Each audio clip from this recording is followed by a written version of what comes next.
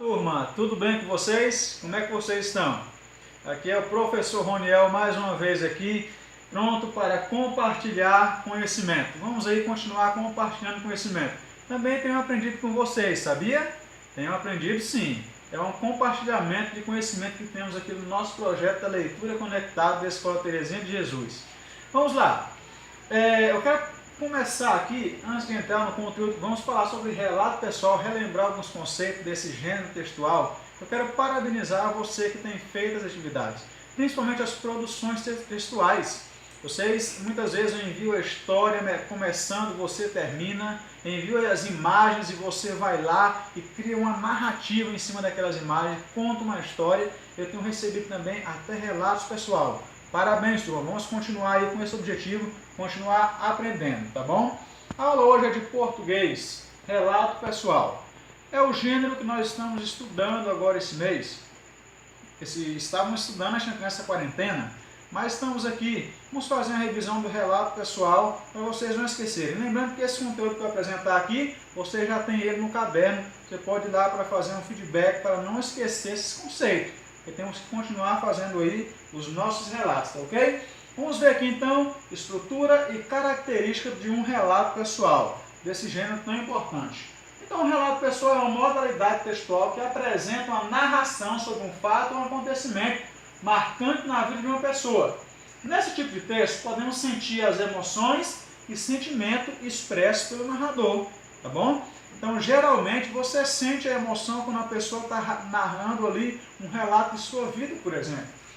Tal qual uma narração do relato pessoal apresenta, olha, duas questões interessantes. Apresenta sempre a questão do tempo e também o espaço onde aconteceu aquele acontecimento.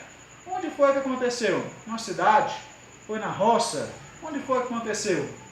O tempo, geralmente, é no passado. E geralmente foi no inverno, foi no verão. Qual é a ideia de tempo? Né? A ideia de tempo que o seu relato irá passar. Sempre tem a questão do tempo, alguma coisa que define o tempo aí do acontecimento, tá ok? Note que além de narrativo, o relato pessoal pode ser descritivo, com a descrição do local, tem que ter o local onde aconteceu, é lógico, tem que ter os personagens envolvidos e também os objetos. Quando a gente olha para a nossa experiência em sala de aula, a gente percebeu que a Beatriz, ela falou um relato que aconteceu com ela. Ela falou de uma viagem que ela estava fazendo de carro e acabou acontecendo um acidente. Em uma determinada localidade, estavam algumas pessoas dentro do carro, os personagens, e também ali os objetos envolvidos ali, no caso do veículo, e várias outras coisas envolvidas. A Beatriz narrou para nós esse relato na sala de aula. Você lembra disso? E alguns alunos relatou também alguns outros relatos ali. Então não é muito complicado a gente produzir aí, um relato. Vamos ver aqui as principais características do relato pessoal. As principais características do relato pessoal são, geralmente os textos estão na primeira pessoa, geralmente você se insere, viu? Dentro ali do texto, na primeira pessoa. Quando você vai para outro texto narrativo, como por exemplo uma fábula, um conto, realmente está na terceira pessoa. Mas o relato pessoal geralmente é contado na primeira pessoa, tá ok? Tem os verbos no presente e em grande parte está no pretérito, ou seja, no passado, tá bom? Os verbos geralmente estão ali no passado, dando a ideia de que aquele acontecimento aconteceu lá no passado. Tem caráter subjetivo, é lógico, de acordo com a sua interpretação, e também relata experiências pessoais e tem sempre a presença do emissor e do receptor. Estudamos isso de forma bem clara lá na sala de aula. Você lembra disso, tá bom? É só para fazer aqui um feedback, ok? Estrutura, como fazer um relato pessoal.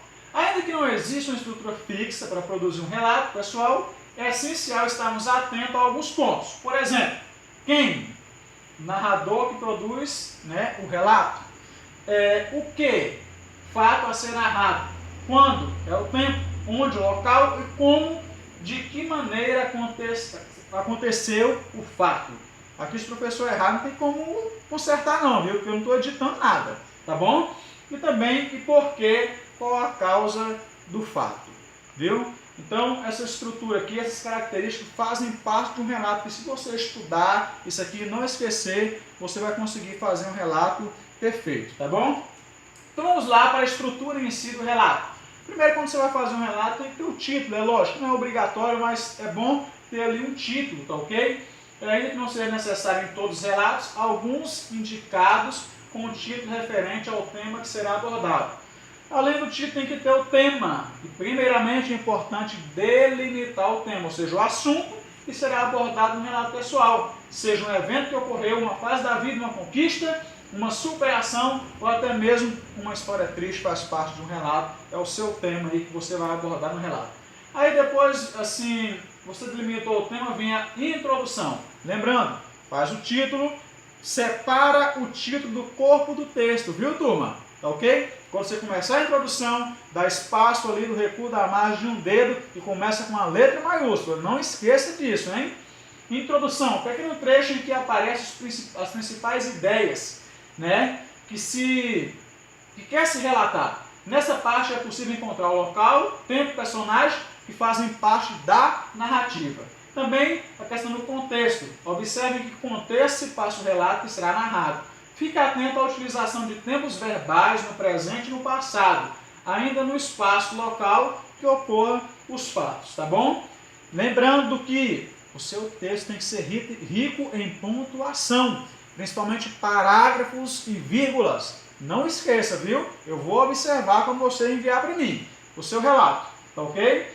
Temos também os personagens. Observe no seu relato quais são as pessoas envolvidas e de qual maneira devemos mencioná-las no texto, tá ok? Por exemplo, se elas são relevantes a fazer parte do acontecimento, tá ok? Temos também o desfecho, onde você vai terminar o seu relato.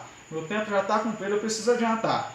E aqui eu preciso passar uma atividade para você. Então a atividade é o seguinte, fizemos aí o feedback, vou enviar esse conteúdo para você ler, tá bom? E nós iremos, a atividade que eu vou passar para você é aqui, ó. Faça um relato escrito e compartilhe no grupo. Tá bom, turma? Eu espero de você. Você vai fazer um relato, vai voltar no seu caderno, revisar o conteúdo, fazer um relato e compartilhar no grupo. E assim nós iremos continuar compartilhando conhecimento. Conto com você. Um abraço e tchau.